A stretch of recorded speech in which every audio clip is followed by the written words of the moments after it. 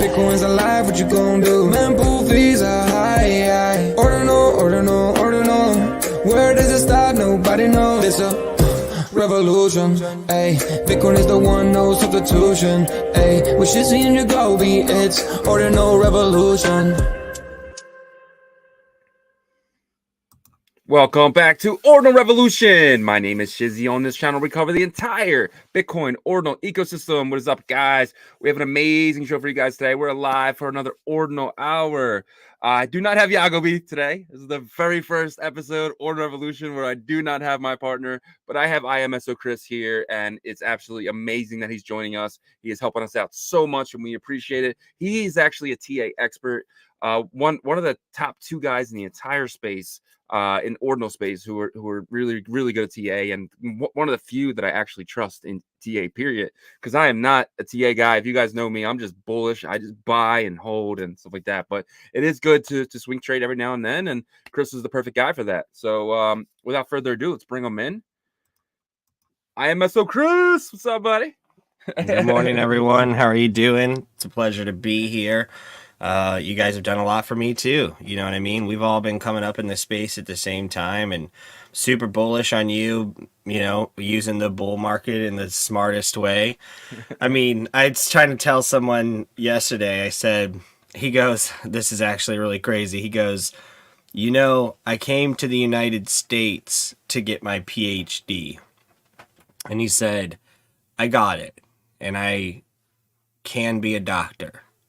But I'm just so interested in Web3 that I'm focusing on this for right now. And I said, yeah, man, fuck being a doctor. You can be a doctor anytime. You can't just drum up a bull market. He goes, no, really, you can't. He started crypto in January of this year. And instead of pursuing his career as a medical doctor in the short term, he's like, nah, it seems like this is a better opportunity. I'm like, yeah, dude, that was so awesome to have that conversation with this guy. Because it makes me really think like everyone should be in that position. Like if you can financially stand to try and make the best out of the bull market, if you fail, your old job will be there. And if that job's been taken, like there's another job that's in the same field of your expertise that you can get. Like you can always go back to getting paid $20 an hour or $30 an hour, right? Yeah. You can't always just wake up and long Bitcoin at 57K and it goes to 73,000. So it's like those are just different times, you know what I mean? Yeah. And so we're in those times right now. So I'm excited to talk about it a little bit. And yeah, man, it's so funny you said that because that's exactly what I did. You know what I mean? I know. That's why I'm bringing it up, because you quit your job to pursue this, and it's like, yeah, dude, of course. Like, fuck your job, man. It'll be there. Like, it'll be there. When Bitcoin's, when the bear market starts, your job will still be there, dude. And if you fucked it all up... yeah, if you fucked your bag up, your job will still be there, dude. But you might not fuck your bag up, and you may not ever have to go back to that job, and that's worth a risk. I took that risk in 2019 is when I took that risk, and I haven't gone back. You know what I mean? So it is what it is. Well, I'm hoping. I like to play this stuff pretty safely, and I tell everyone on the show, like, I'm someone who sells early, right? I don't care about getting, holding something for 10x and then it goes up in that 3x. I'll pass on that 3x, which ends up being, could have been 30, but I'm happy taking my 10x's and recycle. I'm a recycler, and every time I recycle, a little portion of that goes into my Horo wallet and sits into Bitcoin. That's the game that I play. This isn't my first rodeo. I played in Phantom over on in the last cycle, made a shit ton of money and lost it all, and I do not plan on doing that again. So yeah, I think that's a good point. You know what I mean? It's just sometimes I tell people basically just the whole ethos is, look, your opportunities in the real world are meant to be like life-changing opportunities happen by accident a lot of times, but you have like luck favors the prepared mind, and that's all that's happening here. Like, I understand that we're not lucky if we're committed and we sacrifice, but truthfully, we are kind of lucky that Bitcoin even has any staying power and that people actually do believe in it and that we were obsessed and crazy enough to buy into it. You know what I'm saying? Like, there is an element of like luck whenever you kind of factor in the fact that it even exists and that it resonates with as many people globally as it does. And we're kind of lucky that the government sucks ass and it's easy for people to like identify that. You know what I mean? Like we're kind of lucky that this system is fucked, because if the system wasn't fucked, then this wouldn't work. And the fact that we're like anti-authoritarian enough to, I guess, embrace this kind of shit, it's just like, I don't want to encourage people to quit their jobs. Okay, that's not what I'm saying here right now. But I am saying if like you've got enough profits to cover the rest of the year, you should probably take the risk and not really get too caught up, because like 6 months is nothing. In crypto, it's everything, right? But in the real world, yeah, it's a lifetime in crypto. But in the real world, it's nothing, dude. It's like a mom that went on maternity leave and then had an issue and had to stay a couple extra months for her kid. Like, you know what I mean? Yeah. It's like jobs lose people for 3 to 6 months all the time, and then they come back. It's like you could do the same thing. I'm some not people go to... it, bro. Anyway, let's go ahead and talk about minerals on Merlin chain. Yeah, let's do it. Something that you know a lot about. But anyway, so we got some big news this week, guys, or I guess today. Basically, Mineral is finally live. I've been personally testing for them, which is amazing. They had a form out on their website, and I filled it out, and I was one of the few lucky ones who got in. Yagobi didn't, which sucks, but I was lucky enough to be able to test for them. They sent me 100 MNER tokens, and over the past 2 weeks, I've been testing their site. It's been phenomenal, and it's ready. Now everyone can play with it. So basically what Mineral was it was like the second biggest BRC 420. It was a $50 mint. It minted out in a few minutes. It was amazing. And now they got up to about $2,000, and now they fell down to about $1,000 right now, which is awesome. But the staking is really what I want. I want the MNER token. The Mineral is awesome, but the MNER token is what I want. So if you have Mineral on layer 1, you need to bridge it into the Merlin seal. And then on the seal side, you get the M Mineral. So everything on the seal side is M something, right? So on the seal side for this one, it's M Mineral. So you'll go and stake your M Mineral. But let's kind of read this announcement real quick. Big release. Mineral's second layer mainnet is now online and now has M Mineral staking function. MNER new. Act now. Join. Let me make this bigger. Join Mineral DeFi ecosystem and participate in the flywheel of growth. Important reminder: in this stage, only M Mineral is staking open. The MNER staking function will also be opened after MNER is minted. So they do have a launch pad, and we'll kind of get into that later. The current net income from BTC mining, because they do have mining rigs, and MNER income will be injected after the MNER is completed. So basically, the MNER still has to go through its token generation event. It's TGE, and will be open for collection. Considering the possible congestion, M Mineral pledged at any time during the new release period, the same lockup period will receive the same benefits. So right now, it doesn't matter if you go basically the whole year or the 6 months or the 30 months. So it is recommended to stagger peak times.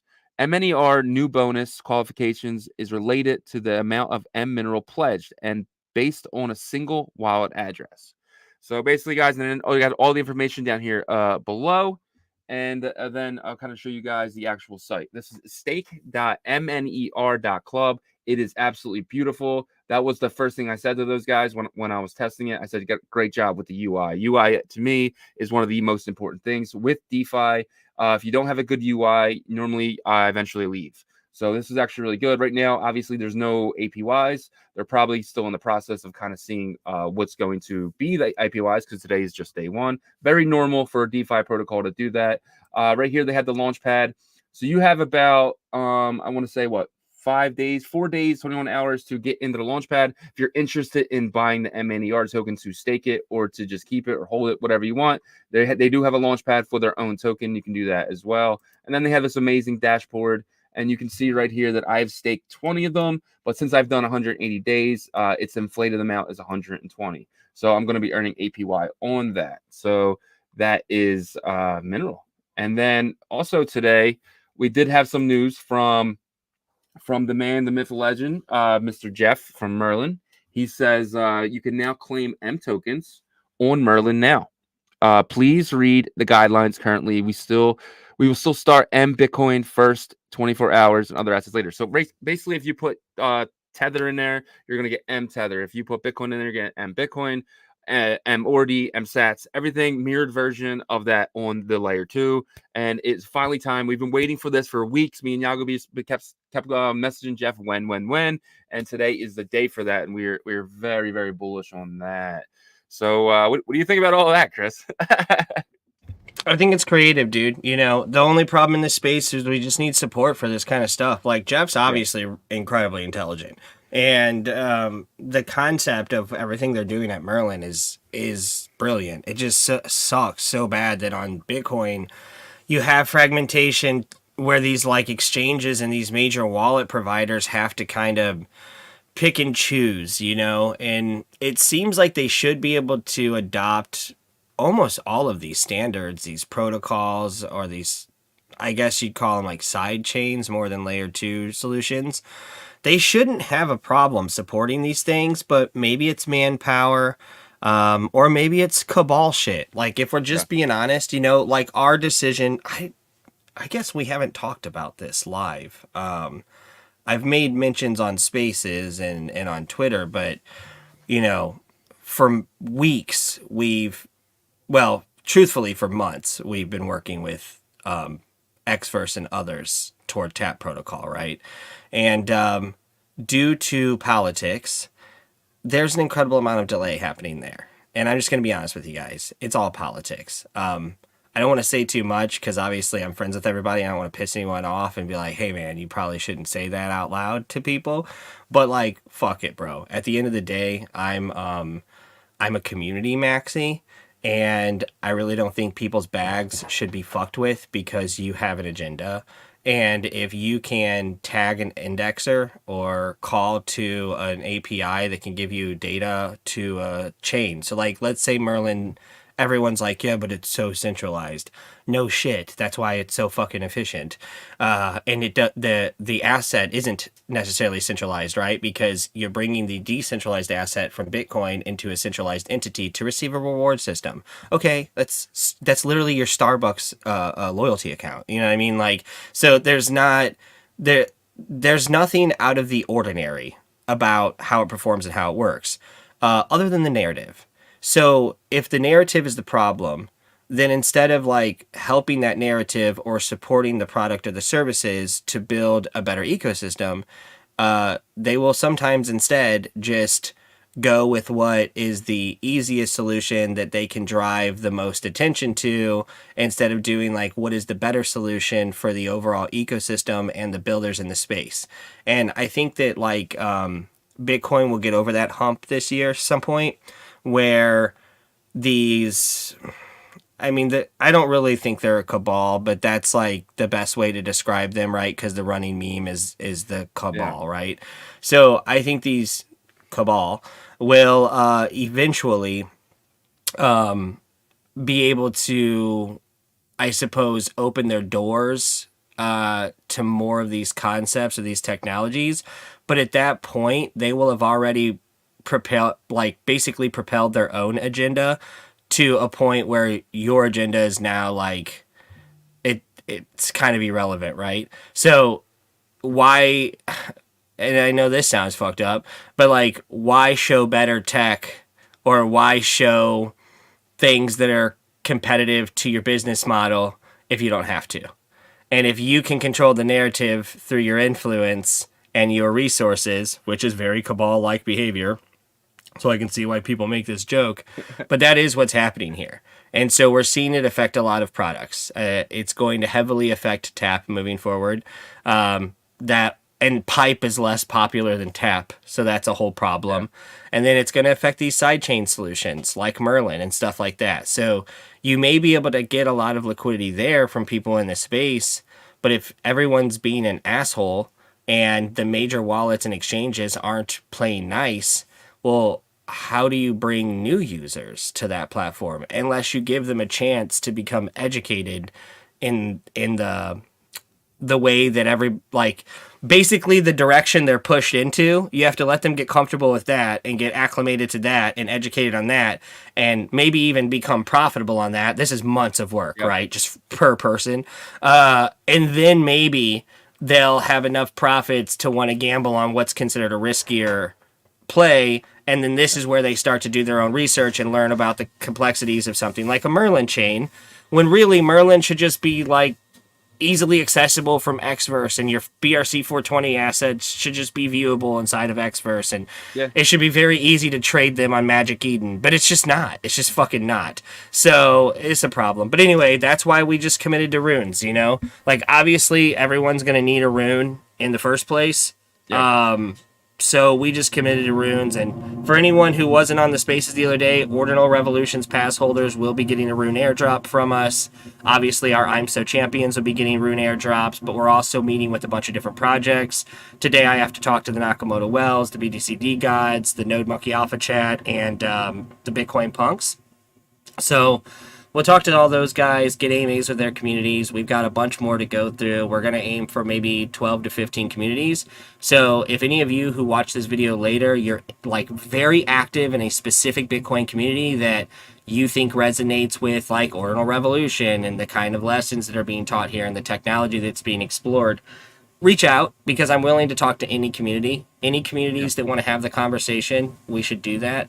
Because in my mind, we're all kind of fighting this uphill battle against these like 5 companies that are dictating what the new users see. And I know it's great to have adoption at any capacity, but we've all worked very hard on being where we're at right now.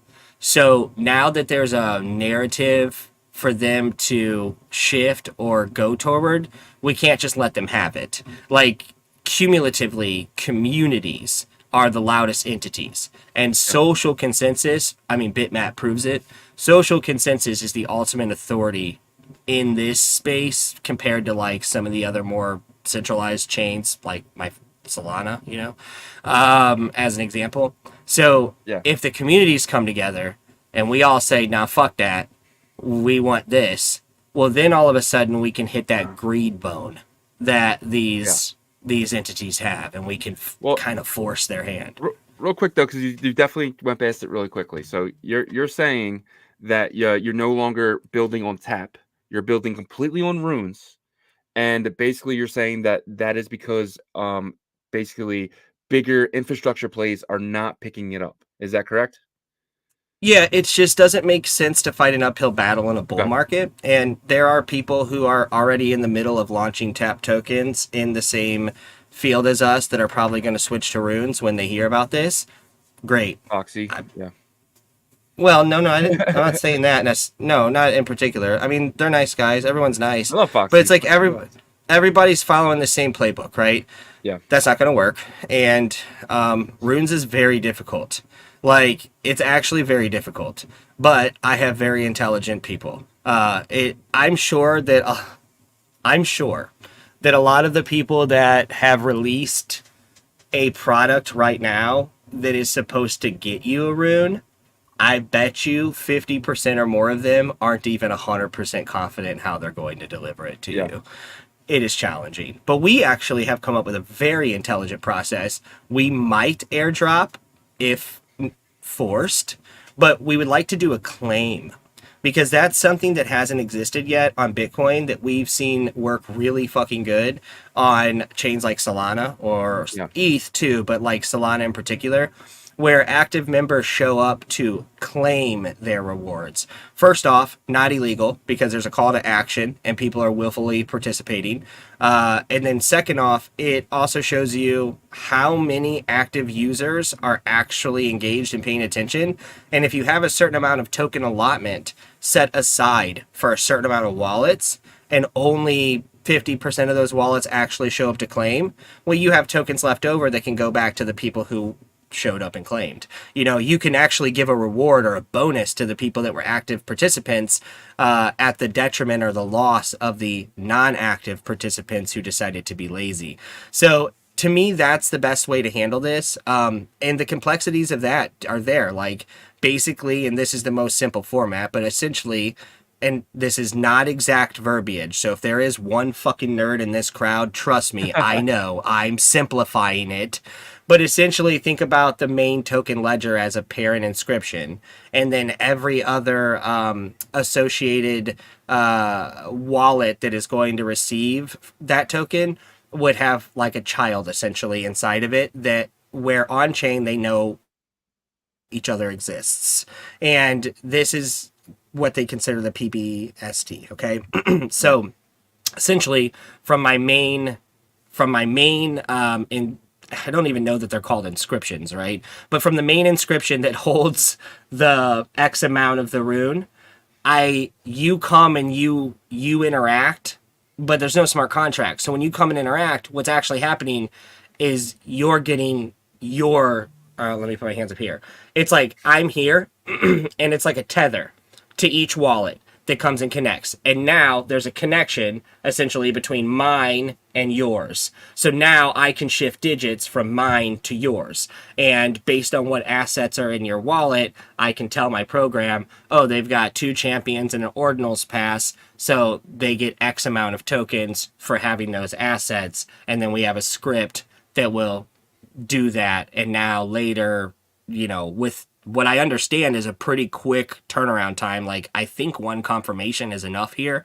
Maybe even 0 confirmations, depending on if there's a way to front run or change anything. But at least 1 confirmation should be enough to confirm these. So within 10 minutes and $3, you could essentially move an insane amount of transactions, right? Because between just me and you, just 1 transaction, 10 minutes, a few bucks. Okay, that's normal, right? Yeah. But what about with thousands of people? What if you could set it up with thousands of people and then you could like just almost like a line, like dominoes, just fill them all in. And so that's what we're looking at. But if that's too complicated on people, or the wallets are limited in their rune support in the early, maybe they just call the indexer and just show the balances, whatever. All right, well then we'll fucking airdrop you ingrates. But yeah, a claim man. would be sick, dude. It would. Claim would be sick. That would be awesome. But yeah, man. What do you want to get into next? Well, real quickly. So, I'm not sure if you know with Merlin and stuff like that. They built their own infrastructure. They basically took. Oh, there we go. They basically took what you basically use your Unisat wallet, but every site has these little smart wallets at the bottom here. So this is something Tap could do as well, but they haven't. There's no infrastructure. No, that's another thing, dude. That's another thing. Is it's like. At least Jeff's going for it. Look, exactly. I believe that eventually, if Jeff just keeps doing what he's doing, and we could maybe fragment the centralization of the liquidity. It doesn't mean that it has to become a decentralized ecosystem.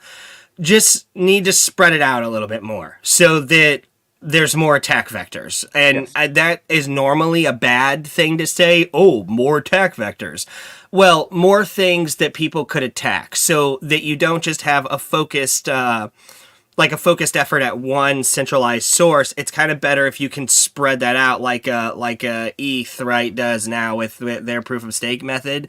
It's like, well, now if you have 32, you get to run a node and you confirm transactions. So now you get to do, and I think that like that's where we'll have to get with some of these products. But I think Merlin Chain stands the best chance. Like, I was explaining to someone on a call yesterday, it was an Asian guy who did ask me about my opinions about Merlin Chain and if I had taken any time to talk to Jeff. I've probably spoken to Jeff, but it's not like a high priority and it has nothing to do with the tech. Like, it's fucking phenomenal. Like, I will never say that it is not brilliant. It's definitely brilliant. For me, it's just about the uphill battle against adoption, right? And that sounds like, oh, Chris, you wanna wait until everybody's on the boat to join? Well, yeah, because that's when the party's fun as a developer, right? As a participant, dude, you're late. Yeah. I don't know. I think as a participant with Merlin, there's actually still a lot of opportunity if you're just a participant. Yes. But as a builder, I need as many participants and as much liquidity and as many of whatever the, kinks and bugs are to be worked out so that when I introduce Merlin Chain to a new user base, it's not a complicated process. And I think Jeff's getting there, like the smart wallet thing you're showing, right? Yep. And just the intelligence behind the design, I think he'll get there. Where other products that are trying to do similar things, I don't think they get there. And then the problem, and I mean, I really don't want to cause any controversy here, but with Track, the real problem is I think Benny's too fucking smart, dude. Like, I think he's too smart. I think he's too good at developing concepts and ideas. I think he's too good at implementing and shipping them. I think he's too good at problem solving, and he is a threat to some of these people in this space. And I mean this with all of my fucking heart. I think he's a threat to some of them because of his intelligence and his ability to build and scale things and see through like the code in a totally unique way from other people. So what I've learned about being a threat in this space is you will get blackballed, because at the end of the day, this is only decentralized freedom to the majority of us as users. Yeah. To the person who creates the Magic Eden Exchange, which are all my homies and I love them. But you have to understand, when you build Magic Eden, it's for profit. You know what I mean? And then when new products come out, like Tensor and shit like that, and they're making Unisat, right? And they're literally stealing Ordinals wallet, right? Marketplace. And they're stealing liquidity from you, and they're stealing users from you. You have to kind of hunker down and say, all right, who can we collaborate or cabal with in this space to force users back to our product, you know? And like, it's not going to be the Magic Eden Diamonds, but it is the clean UI and the royalty free. Yeah. And you know, the UI, thing that brings, well, and the thing that brings the customer to Magic Eden is not good for the project founders and the teams. It's like the thing that brings them to Magic Eden is actually to our detriment, because places like Gamma pay royalties, BRC 420s pay royalties, right? The things that are being basically overshadowed or cast aside or ignored or intentionally held back are all more beneficial to the project founders and the end users than it is the entity itself. But you know, what wins is what makes the entity money. And that was my whole thesis on, okay, instead of releasing a rune during the summertime as an in-game currency and then pegging that against the tap token and creating this multi-token economy, you don't need to do that. People already hold the EVLV BRC20, which was a whole fucking mistake in the first place. That will be the pegging value for the runes initially, so the runes will have a decent opening value based on their conversion 1 to from 1, that EVLV. Right? Yeah, 1 to 1, and that's like 3-cent token. So, you know, 1 to 3 cents is a great opening price for the rune. Going up to 30-40 cents is not crazy considering the supply. And I'm not saying that'll happen. I'm just saying, like, it's not crazy based on the supply and the people that are available. Being able to perform airdrops, being able to do microtransactions inside of the game that could be $1 or $2, maybe $5 versus $20, $30, $40, you know, not having to pay the same weight of the inscription fees, being able to transfer digits more quickly from like a ledger standpoint versus like an inscription standpoint. It just seems better and more efficient. Now, obviously there's going to be issues, but to us, it was already clear that we would have to do this. And then I'll just tell you guys, I got a message from a company that was like, hey, we were working with this company, and fuck, I'll just say it. I'm not gonna say everything, but I'll just say, like, we were working with Tap Protocol. I know, we were working with Tap Protocol, but because we're not getting an airdrop we thought we were getting, we're going to stop integrating it. And I'm like, wait a minute, that doesn't make sense. Like, it took us 2 days, less than 2 days, to integrate the Tap Indexer into Bitmap Valley DevNet products. So, like, right now, because, you know, we've done everything on DevNet so we can push it live with a whole fuck ton of updates for everyone. Basically enough to overwhelm anybody. And during that process, I said, hey, we need to be able to show tap balances inside of Bitmap Valley, because at the time we wanted to do this, you know, it's 2 months ago. Took Saeed 36 hours. In 36 hours on DevNet, I could log in with my Xverse that holds my tap balance, and I could see my tap tokens inside of Bitmap Valley's UI. Okay, 36 hours. So one of these bigger teams, like any of these major wallets that have full teams of engineers, 3 or 4 days, they could have it working. You know what I mean? So the fact that they don't or haven't already means they're not really giving a shit about the end users. And they're not, you know, all these people that have done well with Nats and DMT concepts and like all this clout that gets given to the different projects, like, or like you guys and Block Runner and stuff like that. It's like, okay, but it's all just glass, dude.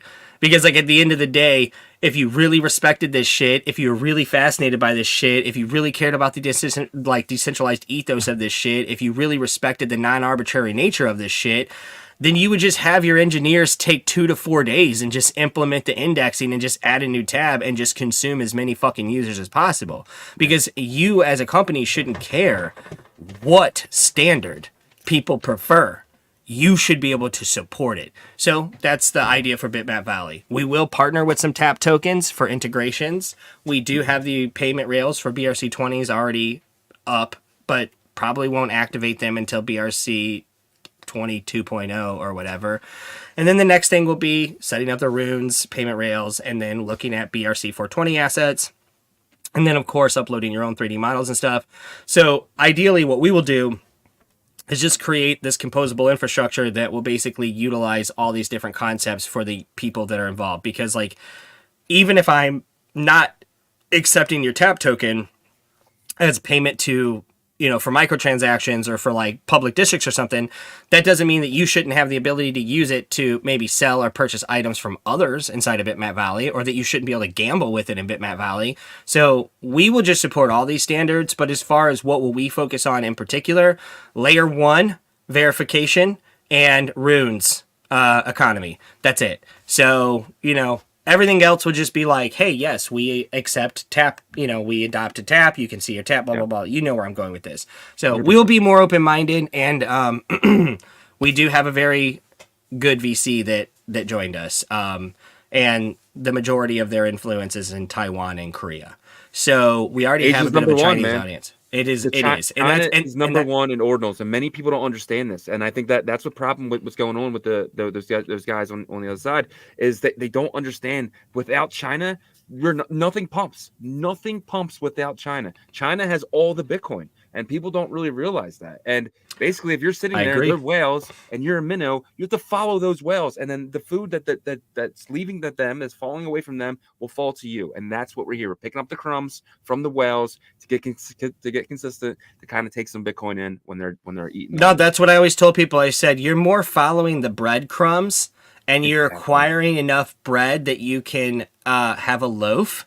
And then once you have a loaf, you can start to eat. You know what I mean? Like, that's just how this works, because we're not billionaires and we're not market makers, but we can ride their coattails to Valhalla. At least what our version of Valhalla is, right? I mean, financial freedom, right? That's Valhalla to me. If I can get to a point where I wake up in the morning and I don't think about money, and I can do whatever the hell I want. Hey, there's a baseball game I want to go to. I can just go. I don't got to do anything. That is Valhalla to me. I get into a nice car. I have a nice house. I don't need a mansion. I don't need a freaking sports car. Valhalla to me is having enough without ever having to worry about getting more. That's Valhalla. No, I agree with that. I think that it's just like comfort, you know. After a certain amount of money, life doesn't change that much. You know what I mean? It's like, it is what it is. Yeah. But I agree that go ahead. No, I was going to say real quick, we'll just get into some we'll check out Magic Eden real quickly. Let's do that. Like your thoughts on in our pre-show, and then we'll jump to TA. So Absolutely. Right now, in that first spot, I like to use that 7 day. The 7 day is my favorite. But we got Runestone in that first one. What do you think about Runestone? I never got your opinion on it. Obviously you probably got a bunch because you are a wallet generator machine. Are you still holding, or did you cheat them? No, so I don't hold many ordinals. I hold some ordinals from projects that I care about, and most of them are cross wallets. So I never even realized that. I definitely have a bunch of wallets, but I don't think I had 3 actual image-based ordinals in a singular wallet at any point during this. Yeah, because I don't know why, but like with the wolf caps and the Bitcoin whales and a few other things that I have had or bought, I usually buy them off of Like, I just buy them. Like, I don't mint anything.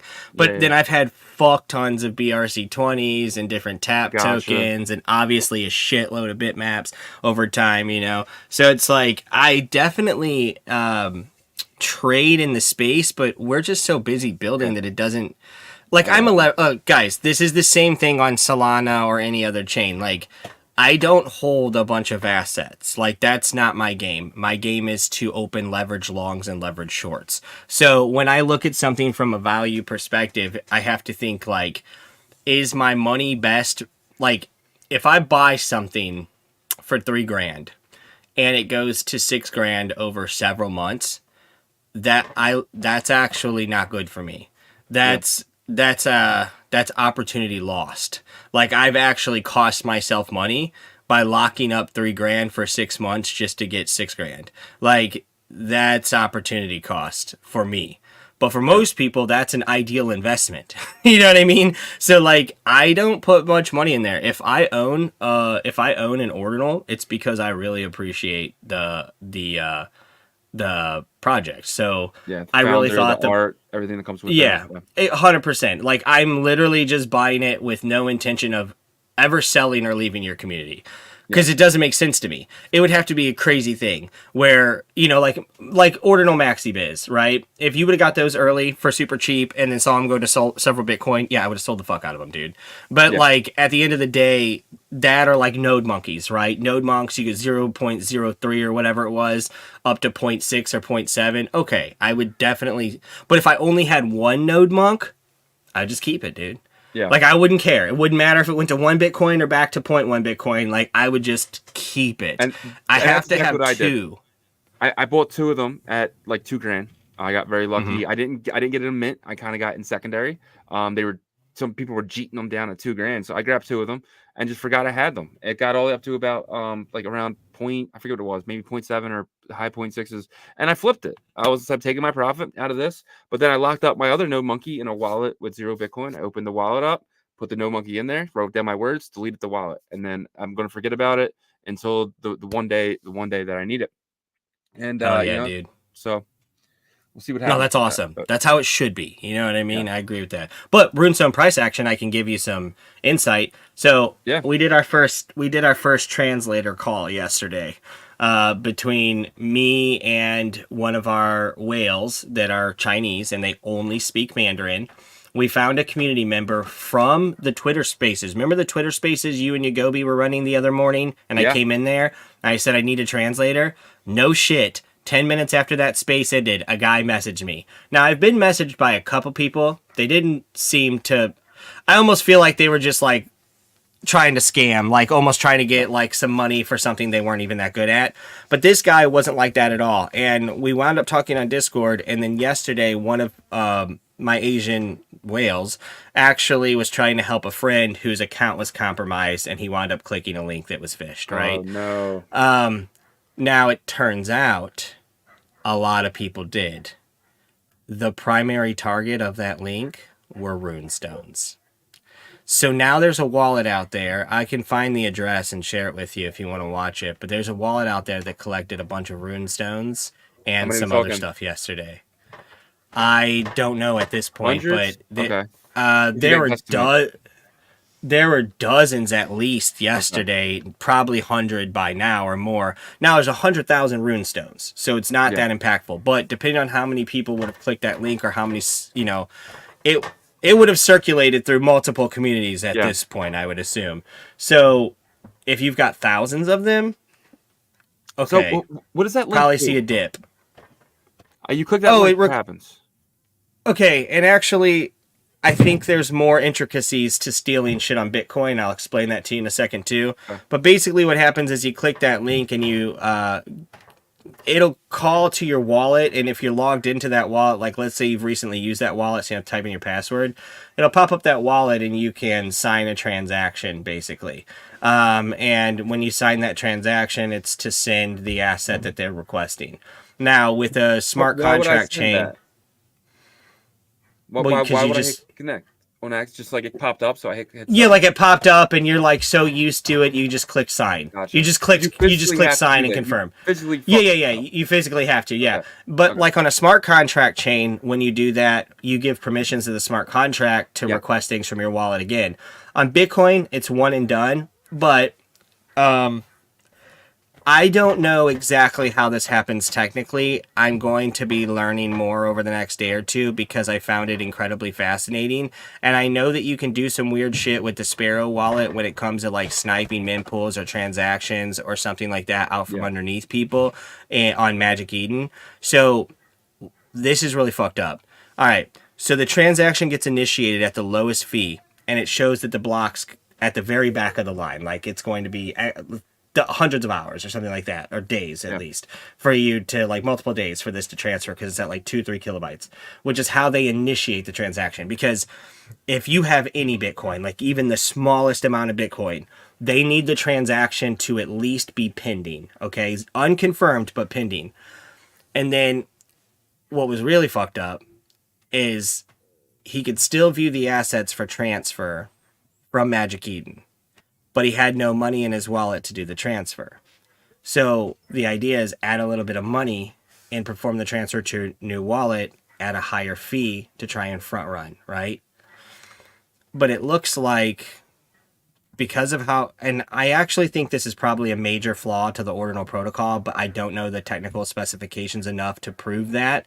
But I think there's a flaw here where, and again, you have to have a pending, like you have to have a pending unconfirmed transaction broadcasting for this to happen. But even if you try to resend at a higher fee and front run that other one, somehow they're able to still change things from their side and in some way push through that transaction at the same time or ahead of you. Like for some reason, that original transaction gets confirmed to the first source that it was being sent to, whenever the second transaction that was done by the user actually completes, even though it was to a different address at a higher fee. So it was like when he tried to send his runestone to a new wallet from Magic Eden and he paid the highest fee, we saw a transaction appear on chain that was sending that runestone to his approved wallet, and we even saw it outpacing the other one. Matter of fact, the transaction had 3 confirmations, while the original one that the hacker created was still at 0 confirmations, it was unconfirmed. But then once this 3 confirmations happened or 5 confirmations happened and it was on chain, instead of him receiving the runestone to the wallet that transaction was going to, it still went to the hacker's wallet, which was the original transaction from 7 hours earlier. Wow. Dude, I don't know how that's fucking possible. That can't happen with Bitcoin. Like if you can't, that can't happen with Bitcoin. Like Bitcoin, the currency. So the fact that it can happen with an ordinal tells me there's a flaw here that we don't know or understand.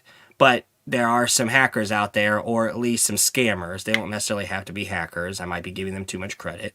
At least some scammers out there that do understand what's happening there. And the only thing I can relate it to is like when you can use Sparrow Wallet to fuck people over on Magic Eden, I assume however that works is how this also works. Yeah.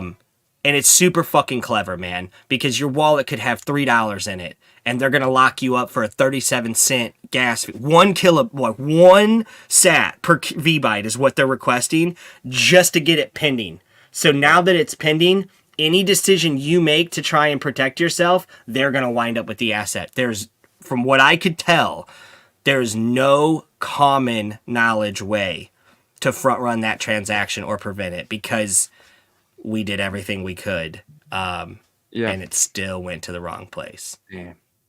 fucked, dude. So anyway, hopefully there's a big dip on runes. Hopefully there's a big dip on runestones. Hopefully a whole bunch of people got fucking robbed blind and thousands of runestones wind up getting jacked from a bunch of wallets. No, hopefully, dude.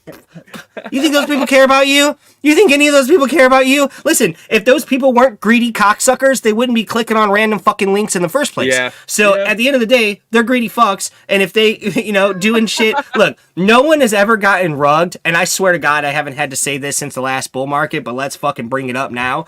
No one has ever gotten rugged, and at the end of it gone, damn, that's a complete and total shock to me.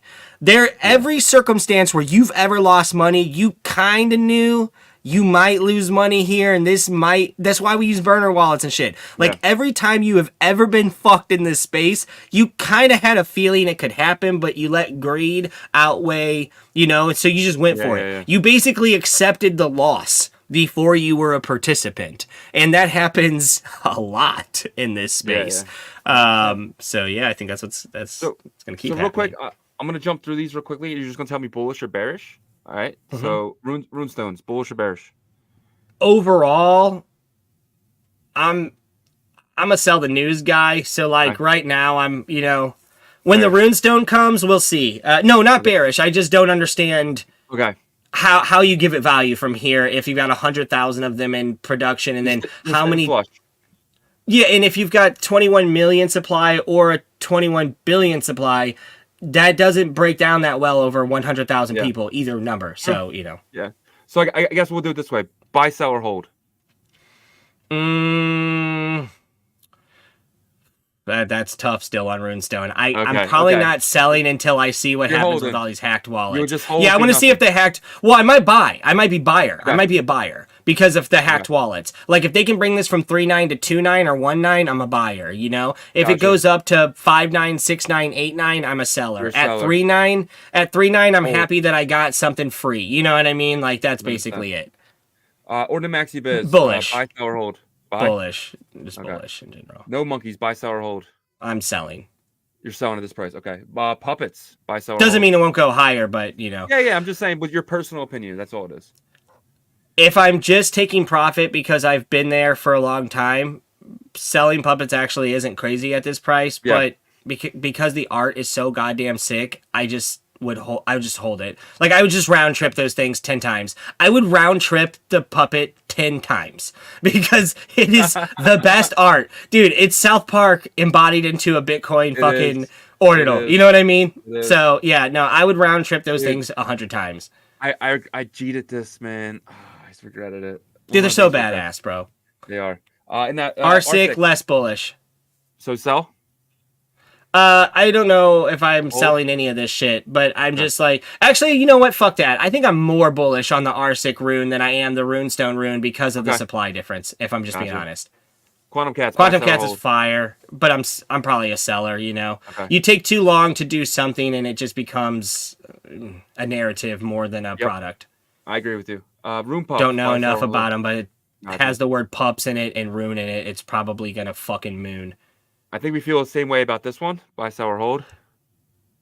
I guess depends on how many you minted, but I guess I'm a seller depending on what price I got in at. You know what I mean? Yeah, and then I'm bullish, but we'll kind of skip these two. I don't really know much about them. Really happy to see that we fucking are doing way better than Macan's floor price, despite all their wash trading and all their fake marketing bullshit. They minted on the same day as us, and we just have a higher floor price and more loyal holders. It's crazy. The frogs, buy, sell, or hold at this price. Look at this price. Look at the price of this, and look at the price of no monkeys. These were the I think if I'm in the market for one of these assets that is fairly expensive, I'd rather pay 2x for a Bitcoin puppet. Okay.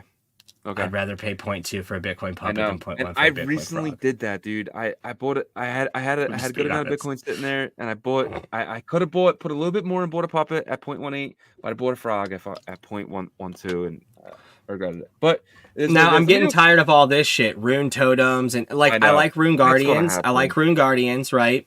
I like Nothing Protocol. I'm sure the Rune Totems guys are great. But you can't just do this. You can't just create fucking ordinals and block up the chain or bloat up the chain to do airdrops or sell a product that's going to be a promise. Why don't you just wait until April and then launch the fucking Rune and do a pre-sale on the Rune and make it like a deed? Remember, Casey said he's building us a shitcoin casino on Bitcoin? Well, have some fucking respect, you degens. Treat it like a shitcoin casino. You know what I mean? Like, I got a question here. You're obviously bullish on the puppets. Are you bullish on the pup token? So I need to look. Actually, I bet you it's on TradingView. I'm bullish, right? But at current prices, it's hard. Yeah, I guess it's not here. I would need a chart to look at. But basically, I mean, there's something on PancakeSwap, but that is not the same thing. So basically, I need to look at the past prior horizontals is what I would need to see. Yeah. I need to see the horizontal levels of buy and sells and compare it against the volume at those levels to know where the majority of users' average buy is. And if I knew the average cost of every user, then I could make a very good estimation or guesstimation on price action moving forward.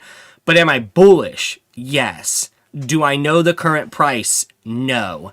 And based on where your entry might have been, it's possible that, you know, you're more likely to get a 2 or 3 or 4x on something new or 10x, right? Like, I think our rune's gonna fucking murder, but that doesn't mean everyone will. But I do think there will be enough runes that murder that you're gonna get a lot of 10x's, maybe even some 100x's. Where fighting for like, you know, I also saw someone say like OXBT, or hear me out, OXBT rune. Okay, like convert, like, no. I'm not saying hear me out, but I get it. I get why a person would say convert some of these things that were popular and had a lot of liquidity in them over to a rune and just kind of wipe that BRC 420 or that 420. Man, we've been talking about Merlin a lot today. That BRC 20 standard just kind of away from the history of it. And I think you're going to see a lot of this. So I think, you know, pups wouldn't be the only one to do that. I think a lot of these BRC 20s are going to try to ride the runes rail, but I hate to tell their founders, we're not interested in your old shit. So like, in order for for pups to have the most success, I think it has to stay as a BRC 20, right? And I think that same with Ordi, same with Sats. I think that you've got 3 to 5 BRC 20s that are so fucking liquid and have so many users that you can still viably use them as like a token gating method or to airdrop to communities or for payments of things, because they are liquid enough and they are popular enough that it's okay if you can't let someone make a $2 transaction. You can let them make a $200 transaction and it still makes sense. So I'm still really bullish on like a handful of BRC 20s and like the OGs staying as OGs. But again, I'm so torn on the pups thing because I kind of do want them to be a rune, and I know they're going that direction, and I just love the puppets fucking art so much that it's... Dude, you're gonna have me buy a damn puppet after this. Dude, I'm so conflicted about it, brother. I'm telling you. There's like a hard conversation for me because I'm really bullish on pups, and I would hate to see it go south and because of one stupid mistake. And I'm so bullish on the puppets art that I would just round trip it every time. Like, there's no way I would ever take profits out of that project unless I had more than one.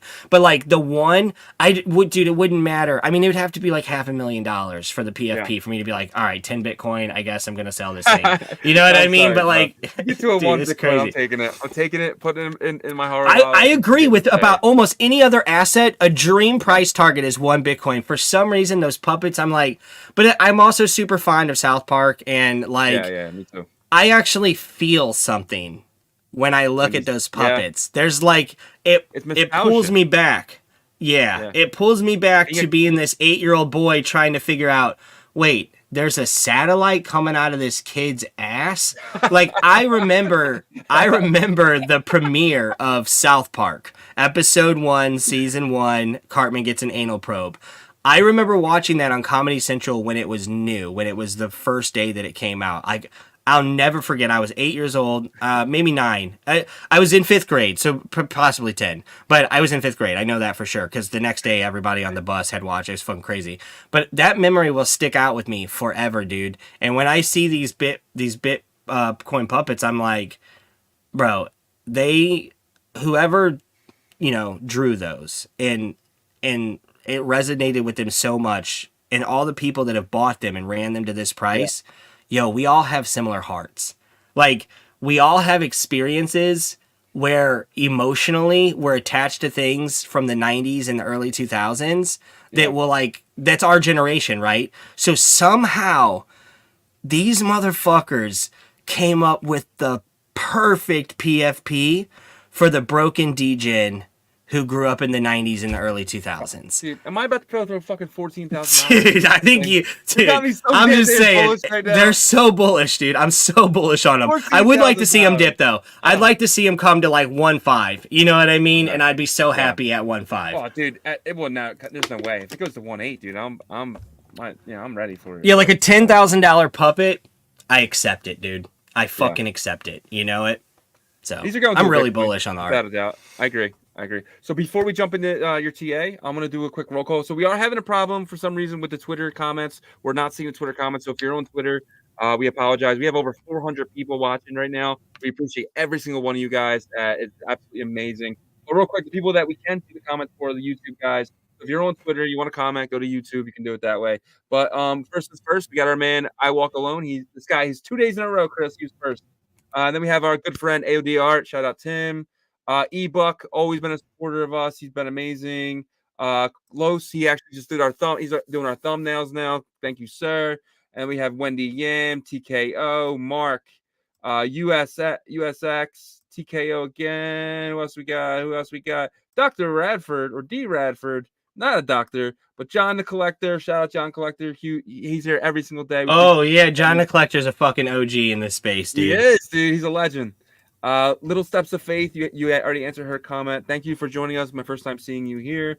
USX, and we have I can't read this one, but what's up, buddy? And then Yazar. I need Yagobi usually here to help me with this name, but Yazar, thank you for joining us. And Chris, if you could take us into some TA, we would highly appreciate that, buddy. All 411 people. I'm debating, do I close my gala long with 869% profit, or do I let this run?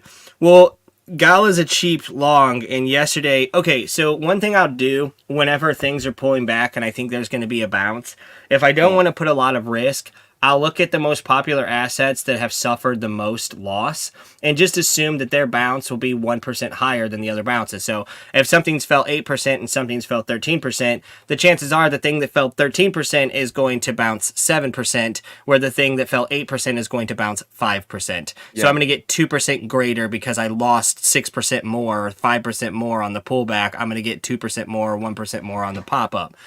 So Gala was my choice yesterday. It was down, 13 to 15%, while everything else was down like 10 to 12%. So I bought it right at 5 cents. It's up, at 5.6 almost. I did not take a lot, 2 million Gala. So it's almost 10 grand though. So it's like, that's not a bad trade. It's almost enough for a puppet, right?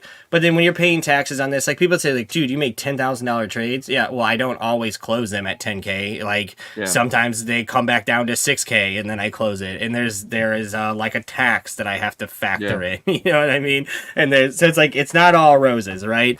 And it might take you 24 hours to get that trade. So yesterday I might have taken a couple stop losses and lost a couple $1,000.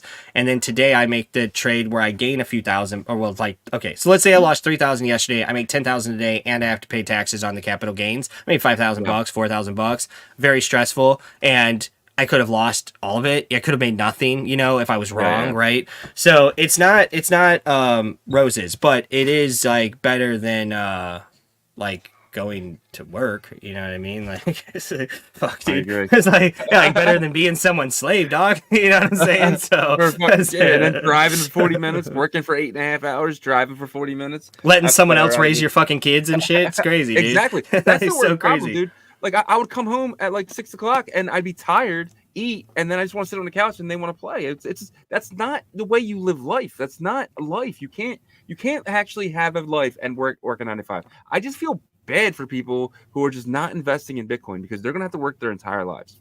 I'm sorry. Yeah, but even some people who are investing will, because they'll fuck their bag up. They'll be smarter than the market. You know it. Everyone always is. But that's the thing too, is like I was one of those people, but tuition is very expensive. I paid my tuition, and now I understand. You know, you want to be closer to the rock, and that rock is Bitcoin, right? If you can 100%. stay close to the rock, you will always have your head above water because you can grab onto that rock whenever you need it. You go far away from the rock, the currents can come in and take you away, and you're gone, right? Your whole bag's gone. So that's my thesis. But yeah, let's hop into some TA. Shout out Danny Boy real quick. Danny Boy is one of our second ever member. He was 10 seconds away from being first. I'll always say that, but shout out Danny Boy. But go ahead. Nice. All right, so if you want to bring my screen up here. Oh yeah. Bitcoin's been we should have done TA first because Bitcoin's bounced $1,000 or greater since we started this stream. It's up at 64. But you have okay, so this is a 4-hour chart. You do have some volume coming up, and when we first started talking before we started the stream, I said the only thing interesting about Bitcoin right now is you're on the 200 EMA on the 4-hour, which you may be putting in a tweezer here, and you got to come up and basically take back this candle's price action, which the high of this candle is 66K. So if you can get back above 66,000, doesn't have to happen today, doesn't have to happen in the next 4 hours. But if you do close any 4-hour candles above 66K, you've pretty much got a higher low confirmed. And then it's actually a really easy trade to the downside because you go back below 62.5 and close a 4-hour below there, you're probably going to push past the support that you built off of these two wicks. So we can even go back to this big ass candle back here. It's 59. So this one's 59.3 as its low, and its close is 61.4. We know that from a horizontal perspective, 61.8 to 62K is a pretty strong area for where we've broken out from. Obviously, it's not as strong as 42K, right? Because there's been less price action or whatever, less time spent. But 61.8 is pretty powerful. And if you look at today's lowest point, it's 62,323. Bitcoin order blocks of interest of price action usually are about $500. So for 61.8 to be the major support and you to bounce at 62.3 and be back above 64K, I think we just put in our next higher low on the 4-hour. I think Bitcoin's going to slowly grind its way up to 66,000. You're going to capture that again on a daily, and then you're going to go higher and you're going to break 73K this time. Now, let's go. in the interim, you'll see red candles on Bitcoin dominance. What is, for people that don't know, what is Bitcoin dominance? Yeah, that will be that. I'll explain that real quickly. So basically, Bitcoin dominance tells you how much money. If Bitcoin dominance is going up and the market is, price action is irrelevant. Whether price is going up or price is going down. When you look at dominance, it tells you if the majority of those buys or those sells are in Bitcoin or alts. So if price is going up, but dominance is going down, then less money is going into Bitcoin than is going into alts. Well, we can prove that because Solana was recently at 170 and it's bounced 10% almost to 185, right? Or Gala was at 5 cents and now it's at 5.6 cents. That's 10% bounce. So everything in this market has bounced 10% from its low, but it's still red because so is Bitcoin, but Bitcoin isn't driving the market or else dominance wouldn't be falling. Bitcoin is just basically ranging while alts gather strength behind it. So then Chainlink was one that I longed last night and I closed it early. Fuck, that really bums me out. I would be up quite a bit on Chainlink for my longs last night. I'd be up at least $9,700 on Chainlink right now. Fuck. That upsets me because I am so dedicated and loyal to Chainlink, and I did open some longs last night at 17, 22, and 16. I think it was 94, 95, so just around 17K, about 10,000 Chainlink, but I had it set up at 1650, and if you look for a stop out, and if you look here, 1650 was literally the bottom. Damn. And on MEXC, there's a little bit of slippage. So 1650 got hit. I wound up losing a couple grand. instead of being up 9 grand. Yeah. Yeah. So it'll lose 2 grand instead of being up 9 grand or whatever it might be, or 3 grand, 4 grand. Cause I scale, you know, so it's technically $6,000, but I didn't lose the whole $6,000. Yeah. So, very disappointed with that. But my Gala trade's going very well. So anyway, the point is that when dominance drops, you're seeing a shift. You're seeing a shift from Bitcoin going to alts. It doesn't mean that all the Bitcoin's going to alts. It just means that in the short term, there is more liquidity entering the alts than Bitcoin, or else dominance wouldn't be going down. Well, then this also implies whales or market makers are swapping their Bitcoin to certain alts, and that's how you wind up with a very powerful Solana against Bitcoin chart, where if you look at ETH against Bitcoin, wowzer ETH against Bitcoin. Okay, ETH against Bitcoin, Solana against Bitcoin, right? So big difference. Well, look at Link.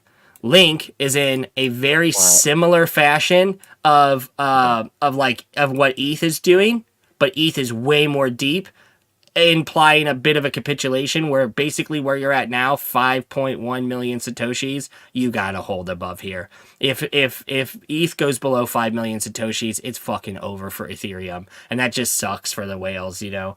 But like Solana can come all the way back to 220,000 Satoshis, no problem. It's actually bullish for Solana if it comes back 60,000 Satoshis off of 280,000. So a pullback of 20% against Bitcoin, it'd still be pretty fucking bullish for Solana.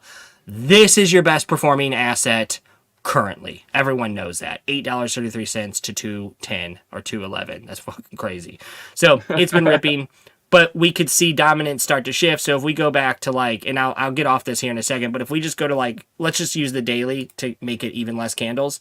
So let's just go right here. This is March 12th on Solana when the first big break started to happen. And remember, Solana is only worth billions of dollars. It's not worth like hundreds of billions. It's worth like less than $100 billion. So when we look at Bitcoin dominance, if we bring it back, what is this day? So where's March 12th? March 12th right here. So this candle right here that my clicker's on, let me see if I can make it bigger. These like Darth Mauls is what we call them. Long wick to the top, long wick to the bottom with a middle. It clears out things. That's what you call them. I didn't know that. On price. Yeah, you call them Darth Mauls on price action because they tend to clear out orders on both sides of the books before continuing. Yeah. Whether it's up or down, it's irrelevant. The Darth Maul just clears out all the leverage players, so whoever was right is wrong. But basically, you can see that dominance turned red heavy on the day that Solana started pumping. And each day that Solana's had a pump, dominance has gone down. And now that Solana is starting to pull back, or at least, so like right here, you see this wick to the downside. It looks like an inverted hammer. That was a day where Bitcoin was pumping, and then all the liquidity got pulled into Solana, and Solana started rallying hard after ETH pulled back. That was 2 days ago, because now we're on the third day. And then you've got this day where yesterday, essentially, Solana starts to pull back off of those highs, and dominance starts to go back to Bitcoin. And then this morning, you see Bitcoin hit a high dominance level at a low price, 62.3, which fucked all of your alts up by like 15-20%. And now that dominance has pulled back and Bitcoin has bounced, that liquidity is shifting, so the Bitcoin pairings are going up of most of your alts, and so is the price of Bitcoin. So now your alts have recovered. They took a 15% dip. They've recovered 12%, and Bitcoin is still down 5%. It's a rotation. Money is rotating from Bitcoin into the altcoins. And if Bitcoin is consolidating above support, then what that means is when the money rotates back and Bitcoin rallies again to new all-time highs again, if that happens, your alts will go even higher than they just went a minute ago, because their Bitcoin value will be higher the next time Bitcoin rallies. So this is how the market makers basically rotate their money, because like, you know, if you've got $1 billion in Bitcoin or even $100 million in Bitcoin, if you market sell that, not only are you going to create red on the chart, you're going to create panic, and you might also trigger bots. So you could create a waterfall you weren't intending to create. But if you take your Bitcoin and you switch it to ETH BTC and Sol BTC and Link BTC and Doge BTC and all these other assets, they're highly liquid in the top 20, Polkadot BTC. If you start swapping your Bitcoin into the major alts, dominance comes down, but price really doesn't, because you're not really selling that Bitcoin to USD. You're selling it to ETH or to Solana, and they're far less liquid than Bitcoin, or at least from a market cap perspective, right? And I mean, fuck, dude.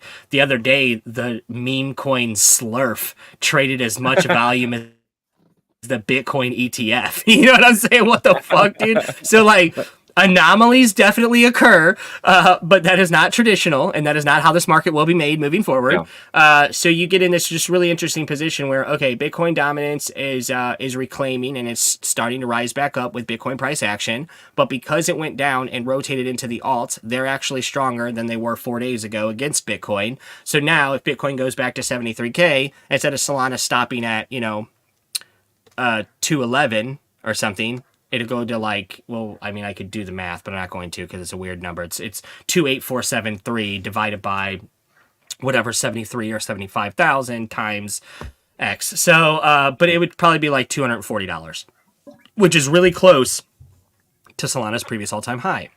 And the only one that is suffering is ETH.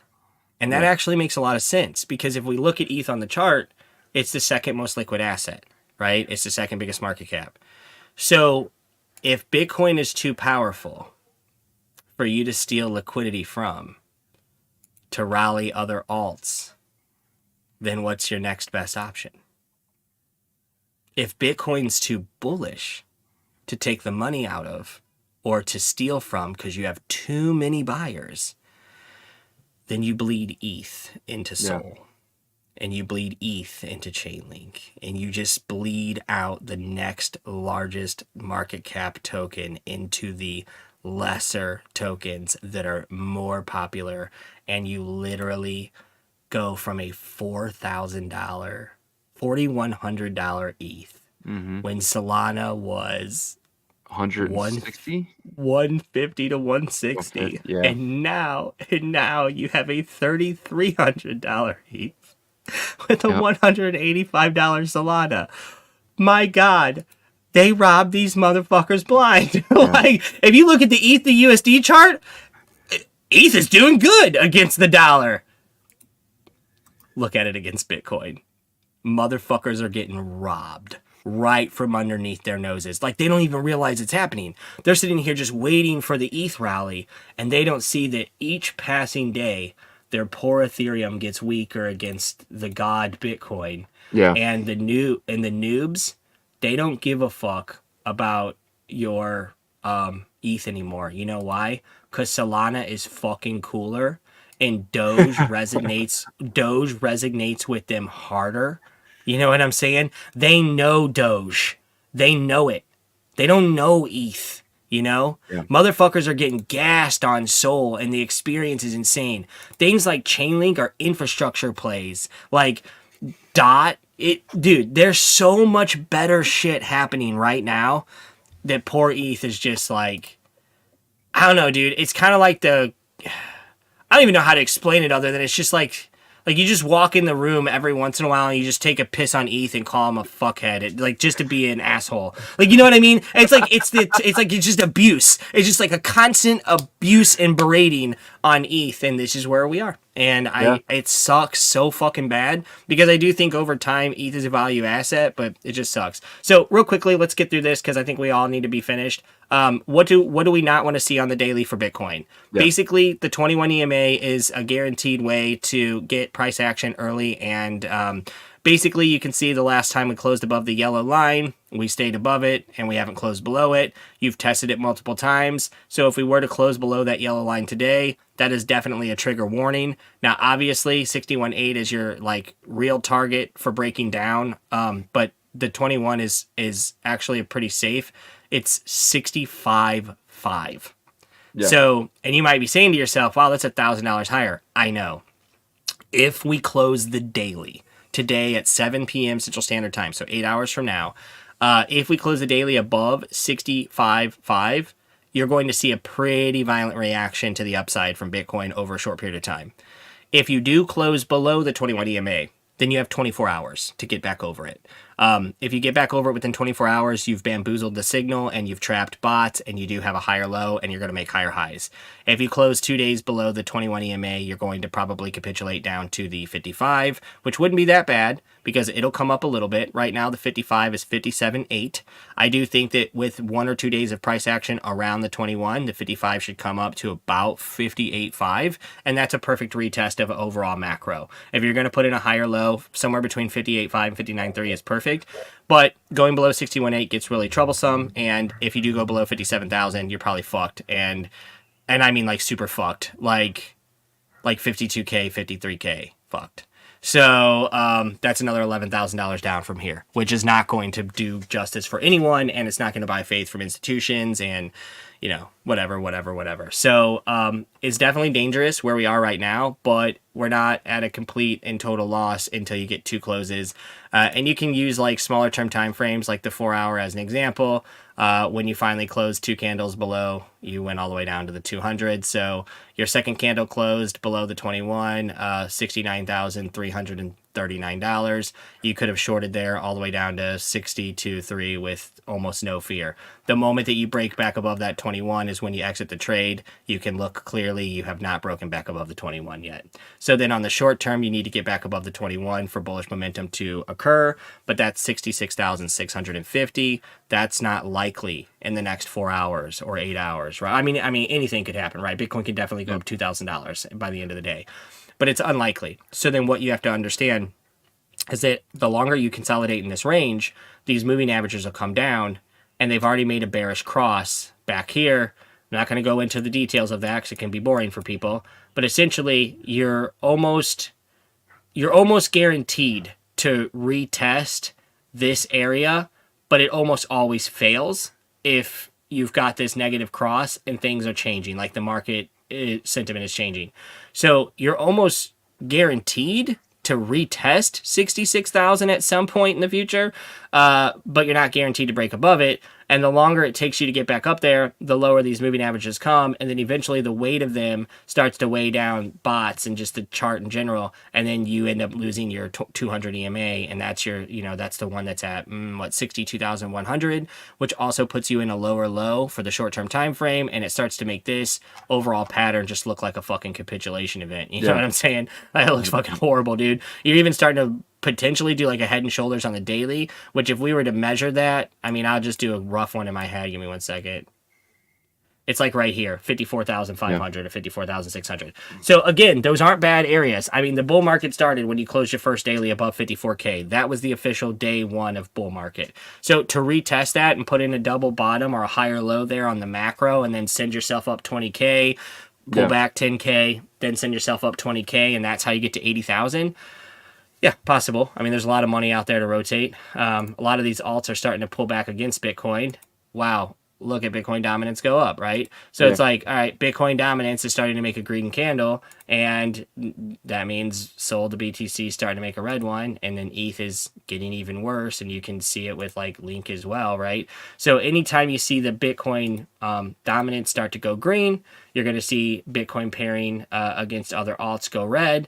And then the real shitter is that, like, at the end here, when things like Ordi, not Ordi as much as like a Gala or a Doge or something, see massive runs, that's usually actually the end of the rally in the short term. And we did recently see it happen, but I just don't think Bitcoin's done. I think we can trust the 4 hour candle. I think the 21 EMA is good. If we look at the strategy chart on Bitcoin, we're at the bottom side band. Even though we are on red momentum for the 4 hour, we're still at the bottom side bands. So as long as you're closing 4 hours above 63.4, you don't actually have to make it down to 62.3. You can just say use 63,400 as your I give up point. If I go below 63,400, I might as well just stop for a while and let the market figure itself out before I make another decision. And if I go to the hourly, you're actually starting to play out the move because you have positive momentum, you have maxed out volatility, which implies that you probably turn this falling wedge into a bull flag, which brings you back into parity with the price action that it began, so that volatility can basically come back. So what that means is essentially an hourly above 65K, and you've got momentum in your favor to go back to the top side band, which is 68,000. Now, if you can make your way to 68,000 on multiple hour candles, like just watching it 1 hour at a time, well, then even if you push back from there, you're still going to wind up with a 4-hour close above 66K. And if you wind up with a 4-hour close above 66K, momentum has shifted in your favor on the 4-hour, which implies that by the time the daily comes, you're probably still above 66K. And now you've hit all your qualifiers for a bigger move to the upside. So it starts with an hourly and then plays into a 4-hour. And if the hourly momentum pushes the 4-hour to be positive and the 4-hour doesn't lose its shit by the time the daily closes, then they basically act as confirmations for one another. And now you can start to say, okay, what would my breakdown target be on the short term and what would my take profit be on the long term? So you start looking at what price on the 4-hour would I close my trade, but where would I be looking for Bitcoin to top out on the next rally? Because we're not looking for scalps anymore. Like, obviously if you hit 67 or 68K, do prepare for resistance and maybe take some profits off of your trade at that point if you're in a trade. But, you can't. This is just one of those things where if Bitcoin rallies back above 66K, especially on like a daily close, brother, it's going to rip so fucking hard. Like, you're not going to have a chance. Like, you sell at 68 or 69 because you're going to buy back at 67 or 66. The chances are if it goes to 68 or 69 again, I mean, it's not guaranteed, but it's like 70% probability. If we go back above 68K or 69K again, you're probably not buying back at 66 or 65 anytime soon. I mean, Bitcoin does have a $100,000 target on its head. You know what I'm saying? Like, without a doubt in my mind. So that's that. And like I said, I'm bullish on some of the other stuff. We've gone over dominance. You guys kind of know how that correlates. People can go do their own digging. The only other thing I'd like to mention is just Ordi. I'm very bullish on Ordi. Yeah. And I think that there's this massive pullback right now on Ordi. I don't think you see Ordi below $50 anytime soon. So if your margin of error is $10 from 60 to 50, that's not that crazy. It's 20%, but that is not that fucking crazy, considering this thing's probably going to $100 also. Even if it doesn't, it goes to 96. That's 50% higher than it is right now. So you've got like a 20%, like, let's just be realistic. $12, yeah, that's 20%. So you have a 20%, I guess, threshold for risk management from 62 to $50. But even just for it to test its previous high at $96 or even $92, it could be a lower high, $92. That's $30 to the upside, right? So $12 to the downside, $30 to the upside. Not that crazy if you're only betting at that, or like if you only got $1,000 in Ordi or whatever. But if you're leverage trading Ordi or you've got thousands of Ordi, dude, that's a fucking huge gain. Like $30. Dude, you have 1,000 Ordi long, which costs like fucking, dude, $300 or $400 to hold 1,000 Ordi long. You could do that, and that 1,000 Ordi could make you 30 grand. And if it fell $10, you might lose 10 grand. So all of a sudden, that's a 4-to-1. And I'm not suggesting people put that much risk out there. That's a 4-to-1 on an asset that's sold off pretty hard, and it's like the only liquid fucking BRC20. I mean, Sats is kind of liquid, but it's not, it's not Ordi. And then Track, I think, is going to be fine overall, but with the tap and pipe stuff just suffering from all this weight of bullshit and cabal behavior, I don't know how Track remains. I just don't know. I mean, I know they're the most based motherfuckers. I know they're honest. I know they're friendly. I know they're good people. Benny is great. I admire them. But I just don't know how they convey value if you don't have partners. Like, I understand why they're valuable. I just don't know how you get that message across to people when they're constantly being cock-blocked by every entity that feels threatened by them. And I truly believe anyone who is not supporting Benny, you are threatened by him. And that's okay. Just quit being such a fucking pussy. So that's where I'm at with track. Very bullish, but there's a lot of pussies in the space. And then Ordi, I'm incredibly bullish on. And if you're like a leverage trader and you need something less grand, okay, $59. If you go back below $59, you wait for another opportunity at 55. If you can't hold 55, then you hope to God that 50 holds. Because if I'm wrong about 50, then fuck you. Like, it's going to get bad. Yeah. Like, could you imagine it going to... That's the entire ecosystem. But yeah, if that happens... 38. Yeah. You know? Ordi leads the charge. So if Ordi falls, then everything else falls. I guess to finish this out, could you give me your long-term prediction on Bitcoin? Your 500 192K. So let me just give you that because I've actually got the chart done over here. Give me one second. So I've drawn a fib chart for when I get asked this question. We'll look at it on the daily. It's very clear to me. I actually probably need to move it over. So it's very clear to me. The 1618, which is a guaranteed target that you're almost certainly going to hit unless the whole world catches on fire and everything falls apart, is 97,532. Once you break above there, you'll consolidate between that 1618 and that 2-spot extension, which is 100 to 120,000. At any point, if you start capturing dailies and weeklies above that price, you're going to probably go to your 3618, which is 213K. Okay. But you also have an area for bots. And the reason these matter is because when you make new all-time highs, there's no past prior examples for bots to use for taking profits or, you know, whatever. Like, right, they don't know where to buy, they don't know where to sell because there's no prior price action to weight that off of. So the only thing they can do is use Fibonacci extensions or Fibonacci retracements to buy at the golden zones, the golden pockets, which are usually 618s. Now, you can see buys and sells at 272s and 414s, but primarily, and I don't turn those on for this example, because we're not looking at this fib extension to know where we're going to take profits in the short term. I can tell you that without this fib extension. This fib extension is to say, as the bull market gets progressively heavier, where are your major targets? It's only the 618s. So if we go back to like previous, which I'd have to draw another one to show you, but if we go back to previous bull market, when we hit 69K, that was like the 2618, right? Well, right now, the 2618 with new price action and new, you know, all-time highs is 155,000. Okay. Yeah. Well, we have more volume and more liquidity and more bullish sentiment and more valuable altcoins and all kinds of shit. So if we look at other market examples that have been extreme and gone parabolic, if the bots always sell at the 2618, but maybe not all bots. Yeah. At the 3618, dude, almost all bots. Now, if you're a market maker, you got real money, BlackRock money. Yeah. And you see bots selling at the 2618 like crazy, 70% of them across the market. Well, you're going to buy that up to the 3618 and try to knock those bots out and steal all that money from all those hedge funds. And if for some reason you get the same reaction here, you could go as high as the 4618. Now, there's not an entity on the planet that's not going to fucking sell. 271,000. So like that.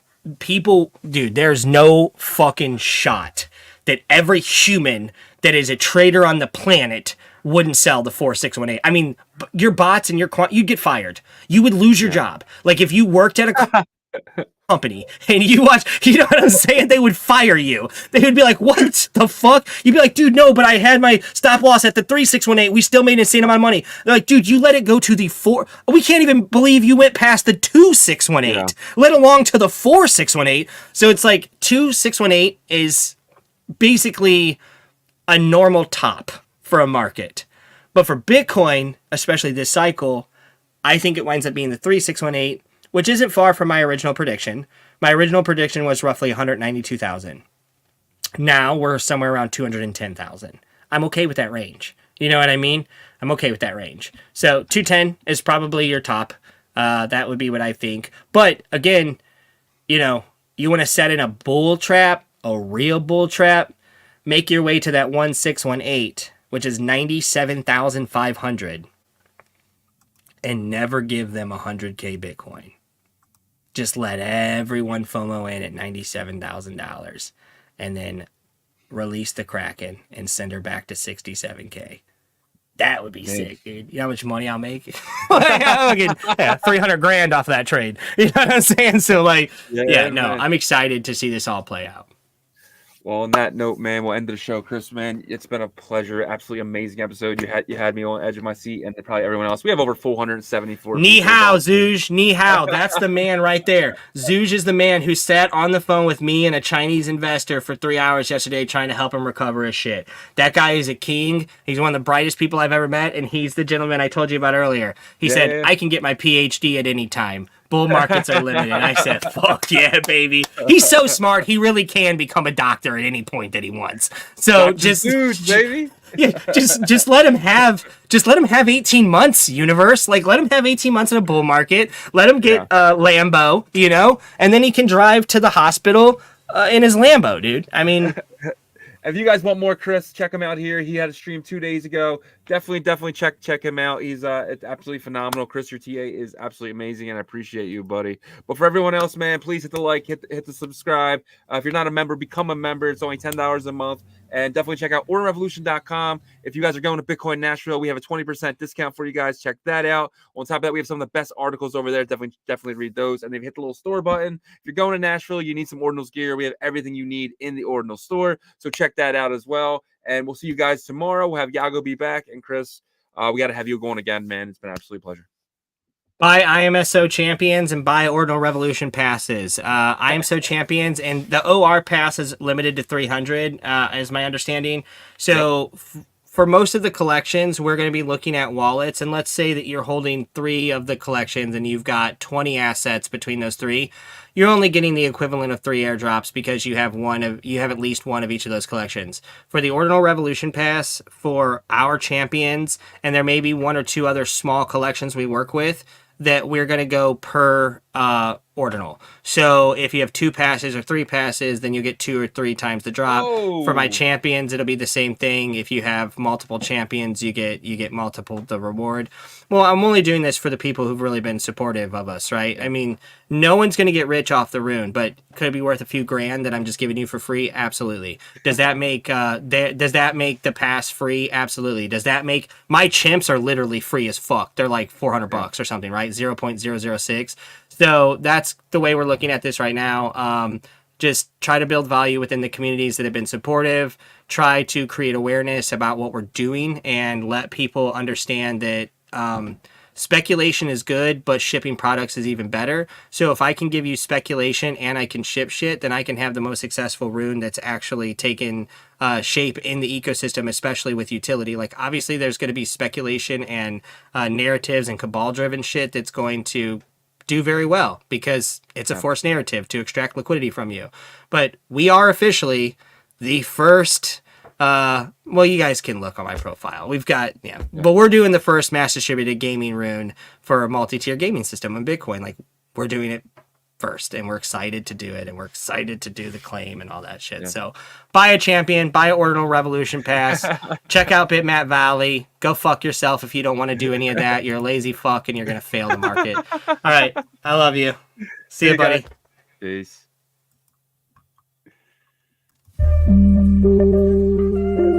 Ordinal Revolution. Let's go.